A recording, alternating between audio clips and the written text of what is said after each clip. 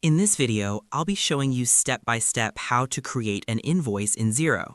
It's super easy to do once you understand the layout, so let's go through everything clearly from start to finish. First, open Xero like you usually would and log into your account.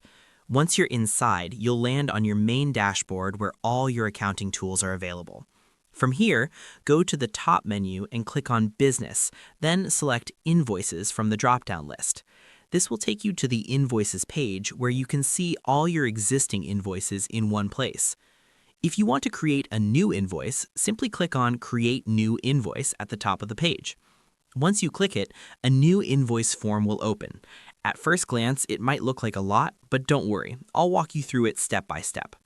The first thing you need to do is add a contact. You can either select an existing contact from your list or create a new one if this is a new customer. Next, choose the issue date. In most cases, this will be today's date, but you can adjust it depending on when the invoice is being created. After that, set the due date. Xero gives you several quick options like 7 days, 14 days, end of next month, or you can choose a custom date if needed. This helps define when the payment is expected. Then you'll see the invoice number field. Xero usually generates this automatically, but you can change it or create your own numbering system if your business uses one. You can also add a reference number if needed, especially for tracking or internal organization. Next, you'll see the online payments option. If you've set up payment methods like Stripe or other gateways, you can enable them here so your customers can pay directly from the invoice. Now choose your currency. For example, you might select US dollars, euros, or any other currency depending on your business location and customer base. After that, decide how tax should be applied. You can choose between tax exclusive, tax inclusive, or no tax depending on your accounting setup. Now comes one of the most important parts, the items section.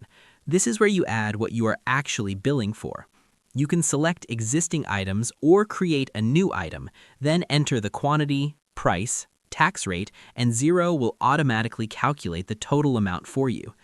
If you need multiple items, you can add more rows, and if you make a mistake, you can easily delete an item by clicking the bin icon.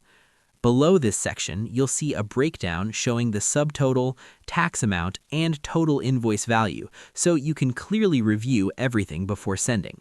You also have the option to attach files, such as receipts, contracts, or supporting documents. You can upload them directly or select them from your file library.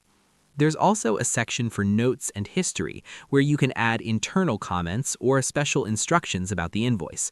This is useful for keeping track of communication or special instructions. Once everything looks correct, you can move to the final step. Here, you can customize invoice settings like adding your logo, address, payment instructions, or adjusting how the invoice is presented to the customer.